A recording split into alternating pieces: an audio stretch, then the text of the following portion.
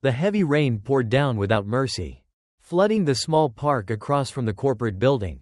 Cars moved slowly, their headlights blurred by the storm.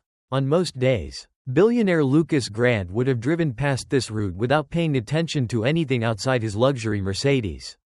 But today, something made him ease his foot off the gas and look toward the large oak tree near the sidewalk. There, sitting alone on the wet grass, was a woman wearing a soaked blue uniform, one he immediately recognized as the janitorial uniform used in his company. Her hair clung to her face, and her clothes were completely drenched from the rain. But what caught Lucas's attention the most was the white plastic food container in her hands. She was trying to eat her meal, spoon by spoon, while the rainwater continued to fall around her. Every few seconds, she used her arm to shield her food from getting wet, but the storm was too strong for her efforts to matter. Lucas found himself unable to look away. He had seen many employees on his payroll, but he couldn't recall ever noticing this woman before.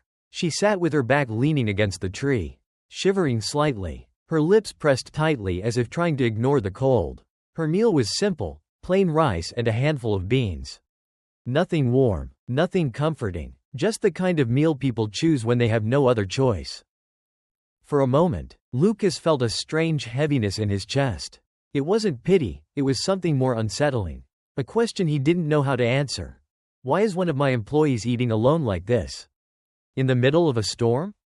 As he stepped out of the car, the rain immediately soaked through his expensive suit, clinging to him just like it did to her. Still, he didn't move. He stood there, watching her take another trembling bite. She didn't notice him. She didn't even notice the world around her. It was as if hunger and exhaustion had numbed her to everything else. Lucas felt another unfamiliar thought rising inside him. How long has she been eating like this without anyone knowing? How many times have I passed by without ever seeing her? The scene was so raw, so unprotected, that it unsettled him deeply. Billionaires like him lived in a different world, warm offices, sheltered lunches, assistants bringing whatever food he wanted. Yet here, only a few meters away, someone working for him couldn't even find a dry place to eat a small, simple meal. The rain kept falling, she kept eating, and Lucas realized this moment was not something he could simply walk away from. Lucas stood in the rain for a few more seconds before returning to his Mercedes parked nearby. He stepped inside, closed the door, and immediately the world outside felt distant. The storm's noise softened, replaced by the low hum of the heater warming the cabin.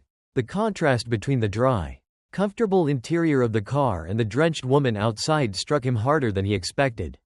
Lucas leaned toward the window, watching the streams of rainwater slide down the glass. Maya was still there under the tree, still trying to finish her simple meal as if the storm had no intention of waiting for her. Only now did Lucas notice the small name tag pinned to her uniform, Maya. He owned an entire corporation, yet he couldn't remember ever hearing her name before. She had no raincoat, no umbrella, nothing to shield her from the cold. Her hands trembled as she held the spoon. Her shoulders tightened from the chill. No coworker sat beside her. No friend shared her lunch break. It was just her, the rain, and a plastic container of plain food that spoke volumes about her circumstances. Another thought surfaced in Lucas's mind. If her situation is this difficult, why eat here? Why in the open? Under a storm? Does she not have anywhere else to go? The quiet warmth of the car suddenly felt uncomfortable. Lucas leaned back in his seat, but his eyes remained fixed on Maya. He watched her place the food container on the ground for a moment, rubbing her hands together to warm them, before picking up the spoon again. She ate slowly, carefully, like someone who didn't want to waste even a second of her short break. A restlessness began to build inside him, subtle at first, then undeniable. He couldn't simply sit there, pretend he hadn't seen this, and drive off to his next meeting. Lucas opened the door again, stepping back into the rain, letting the cold soak through his clothes a second time. He stood a short distance away, silent, observing her without interrupting. He didn't want to frighten her or make her feel judged, but something deep within him was certain. This moment was pointing to a truth he needed to uncover. And Lucas understood. This chance encounter was only the beginning. The rain eventually began to ease, though the clouds still hung low and heavy above the city. Maya slowly closed her food container, wiped the water off its lid, and stood up with visible effort. Her uniform clung to her body, heavy from the storm, but she didn't complain or hesitate. She simply picked up her cleaning tools, slung her worn bag over her shoulder, and began walking toward the corporate building where her shift would soon start.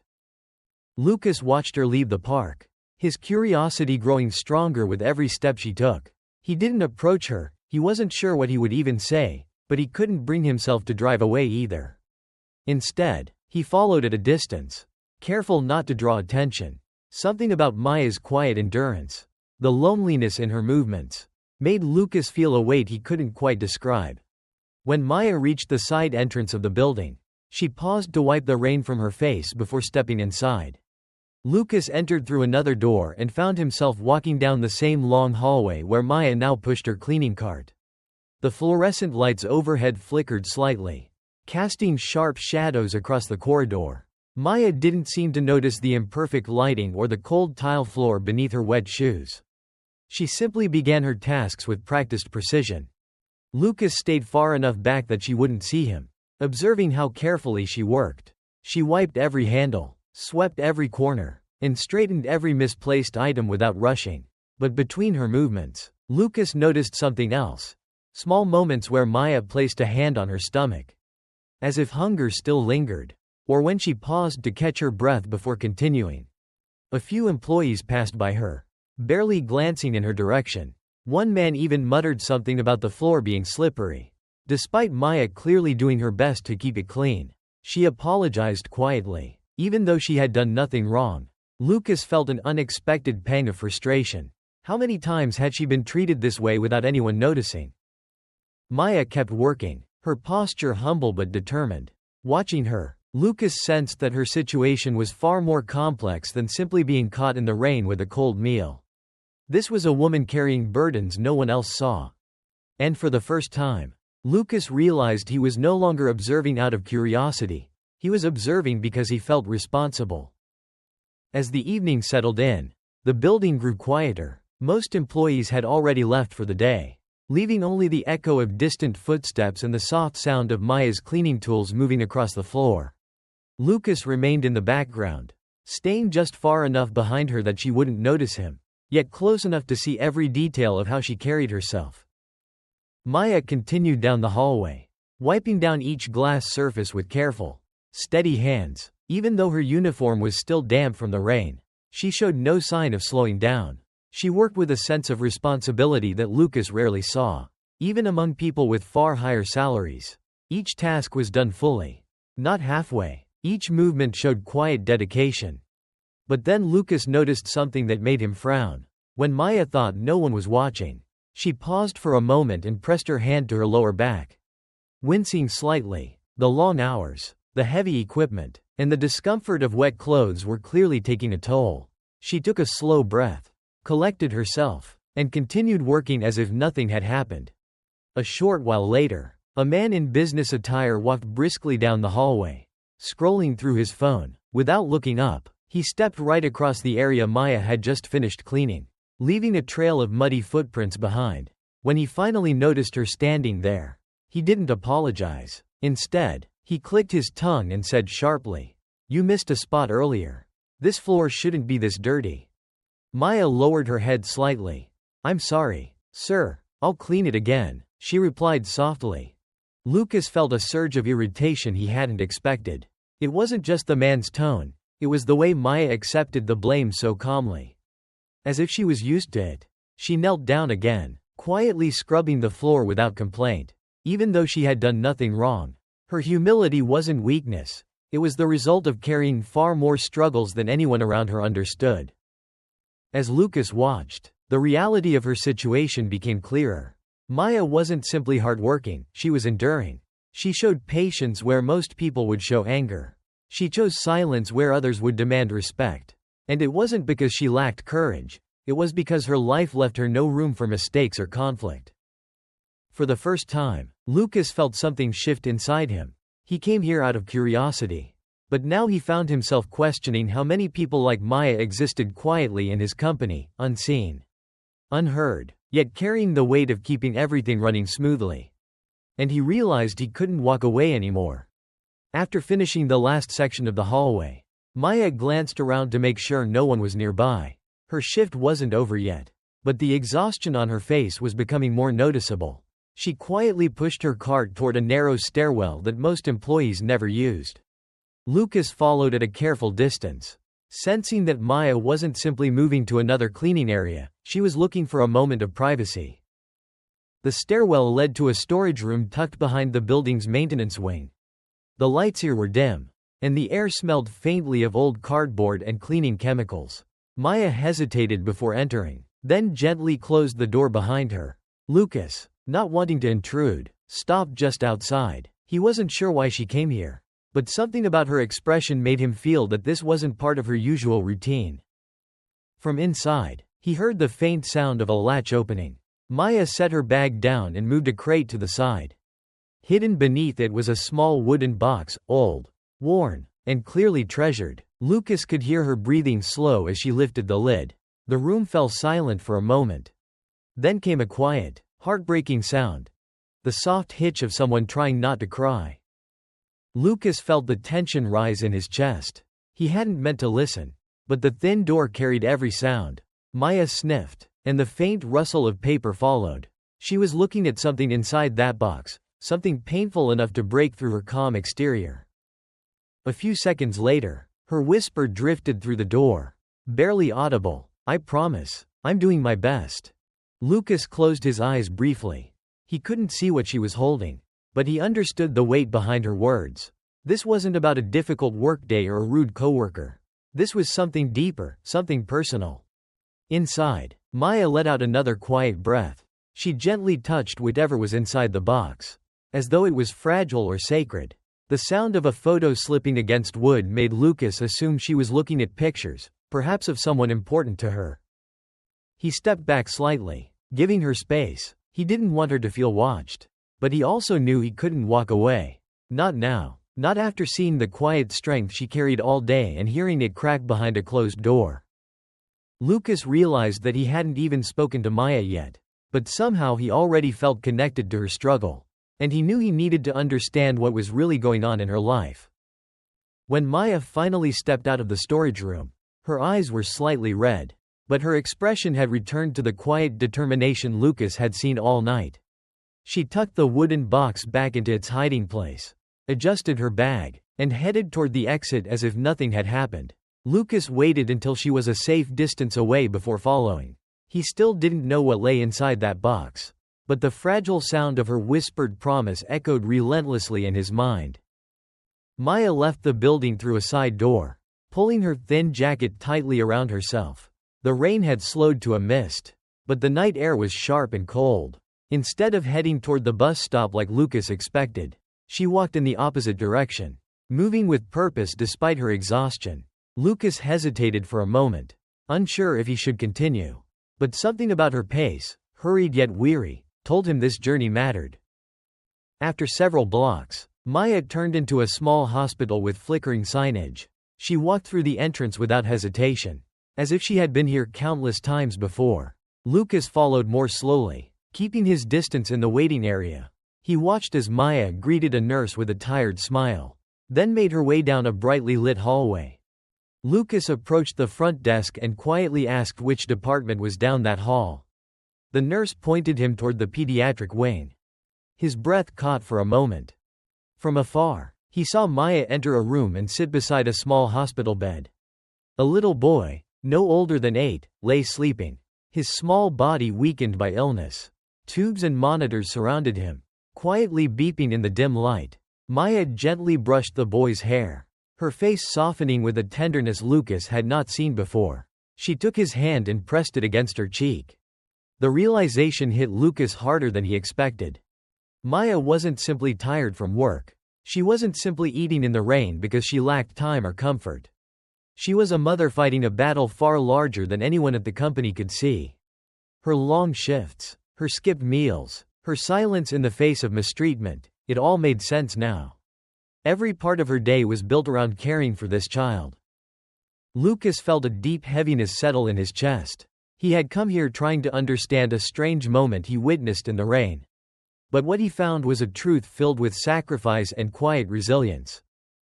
And now he knew. Maya wasn't just struggling. She was surviving. Lucas left the pediatric wing with a heaviness sitting squarely in his chest. The quiet beeping of machines, the sight of Maya holding her son's hand, and the exhaustion etched into her posture all stayed with him long after he stepped outside. The night air was colder now, but Lucas barely noticed it as he walked toward a small diner across the street from the hospital. He needed a moment to think, really think, about everything he had just witnessed.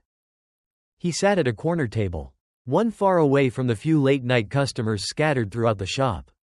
The waitress handed him a menu, but he didn't bother opening it.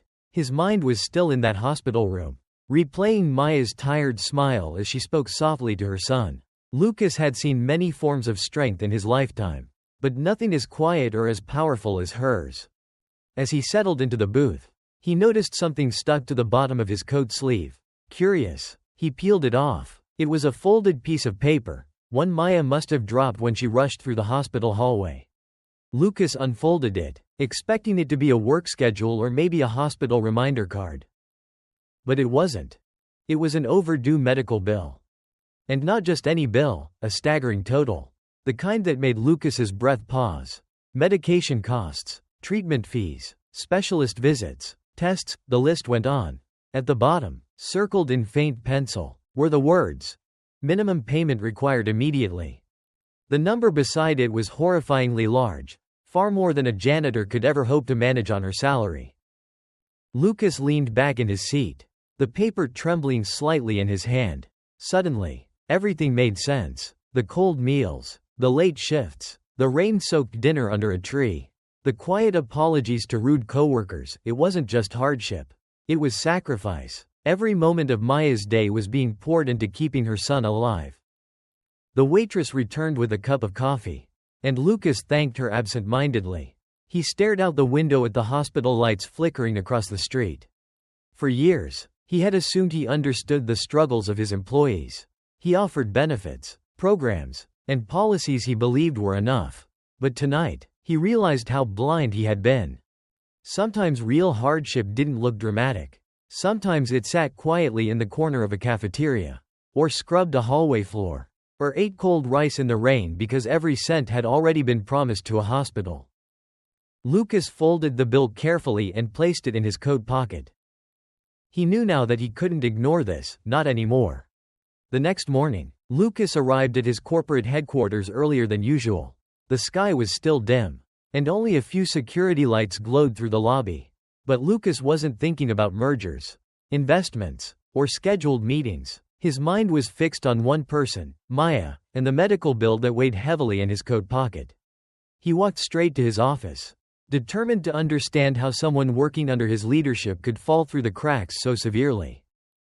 Without waiting for his assistant, Lucas called in the head of human resources, the facilities director, and two senior managers. They arrived confused, whispering among themselves, clearly not accustomed to such an urgent meeting called before sunrise. Lucas started without pleasantries. "I want a full report on the working conditions, pay structure, and support programs for all janitorial staff," he said firmly. "Today, no delays." The HR director blinked rapidly. "Is there a specific concern, sir?" "Yes," Lucas replied, his voice steady. "I believe we've overlooked serious issues in our lower-level departments. And I want the truth, every detail." As the team exchanged uneasy glances, Lucas noticed something he had never paid attention to before: discomfort, hesitation, and a hint of fear. It didn't take long for the truth to emerge.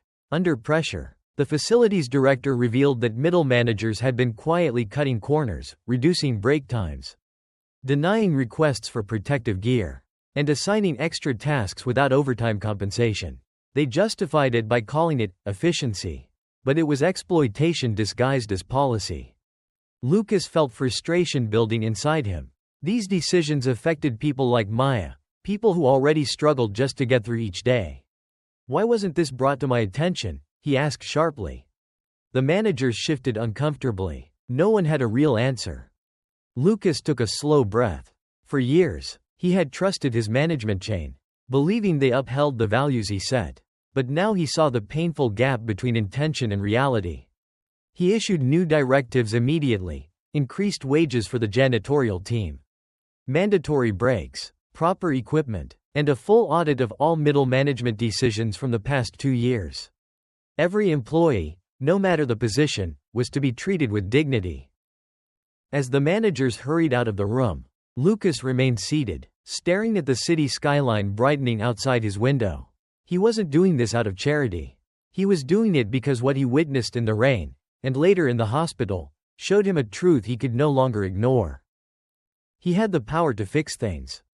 And this time, he intended to use it. By late afternoon, the rain had finally cleared, leaving behind a soft golden glow across the city. Lucas stepped out of the building with a quiet sense of resolve. In his hand was a sealed envelope containing everything he believed Maya deserved: her salary adjustment, full medical coverage for her son, and an official offer for a supervisory position in the cleaning department. It wasn't charity, it was justice long overdue. He walked toward the small park where he had first seen her the night before. The grass was still damp, and water droplets clung to the leaves. But the atmosphere felt calmer, almost peaceful. Under the same oak tree, Maya stood adjusting her cleaning tools, preparing to start another shift. She looked tired, but there was a softness in her expression, the kind a mother wears after seeing her child resting safely. Lucas approached slowly, not wanting to startle her. Maya noticed footsteps and turned, surprised to see the company's CEO standing before her. For a moment, she looked uncertain, as if she expected trouble rather than kindness. "May I speak with you for a moment, Maya?" Lucas asked gently. She nodded, clutching the handle of her cart. "Of course, sir. Is something wrong?" Lucas shook his head. "No, something is being made right." He handed her the envelope. Maya hesitated, holding it carefully as though she feared damaging it. She opened it slowly, her eyes scanning the documents inside. First came the notice of increased wages. Her breath caught. Then the approval for full financial coverage of her son's treatment. Her hand trembled. Finally, she reached the letter offering her a supervisory role, an opportunity that could change her entire future. Maya covered her mouth with her hand as tears welled in her eyes. "Sir, I don't understand. Why would you do this for me?" Lucas met her gaze with sincerity. "Because you've carried more than anyone should carry alone. And because I failed to see it sooner." Maya wiped her cheeks, overwhelmed by emotions she could barely contain. "Thank you. I don't know how to repay this." "You don't need to repay anything," Lucas replied softly. "Just keep doing what you've always done, with strength and integrity. The rest is for us to fix." For the first time since he had met her, Maya smiled, an exhausted but genuine smile that reflected relief, hope, and disbelief all at once. And in that moment, under the same tree where her struggle was first revealed, a small piece of her life finally began to change. The next morning, sunlight finally broke through the clouds, filling the city with a warmth it hadn't felt in days. Maya arrived at the hospital earlier than usual, her steps light in a way she couldn't remember feeling for years. The envelope Lucas had given her remained tucked safely inside her bag. But its meaning stayed close to her heart every moment. When she entered her son's room, she immediately noticed a difference. The little boy's cheeks looked less pale, his breathing calmer. A nurse smiled warmly at her. "He responded well to last night's treatment," she said. "It seems things are moving in the right direction."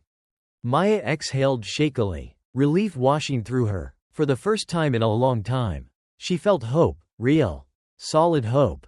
A few minutes later, there was a knock at the door. Lucas stepped inside quietly, carrying a small bag of toys and some fresh fruit. Maya stood, slightly startled. "Sir, you didn't have to come." "I wanted to," Lucas replied, offering a gentle smile. "How's he doing?" Maya looked at her son, who was now blinking awake, curious about the visitor. "Better," she said softly. "Much better, thanks to you." Lucas approached the bedside, keeping his tone warm and light. "Hello there, I'm a friend of your mom's. She tells me you're incredibly brave." The boy gave a small smile. Squeezing Maya's hand, she brushed his hair gently, emotions gathering in her chest. After a moment, she turned to Lucas, her voice trembling slightly. "I don't know how to thank you. What you've done, it's more than I ever imagined anyone would do for us." Lucas shook his head. "Maya, you've carried this burden alone for too long. You deserve support, not struggle, and your son deserves every chance to get better." Maya wiped a tear from her cheek. "Still, I'll never forget this kindness." Lucas paused, letting the moment settle. "Then do one thing for me," he said. "Take care of yourself as much as you take care of him. The rest, we'll handle together." For the first time in years, Maya felt the heavy weight on her shoulders begin to lift. Her son squeezed her fingers, and she leaned down to hug him tightly. Lucas stepped back, giving them space, feeling a quiet sense of fulfillment he hadn't expected. As he left the room, the morning sun streamed through the window, casting a warm glow over mother and child. A new beginning formed not from wealth, but from compassion, understanding, and the courage of a woman who had never stopped fighting. And with that, their lives finally started to change for the better.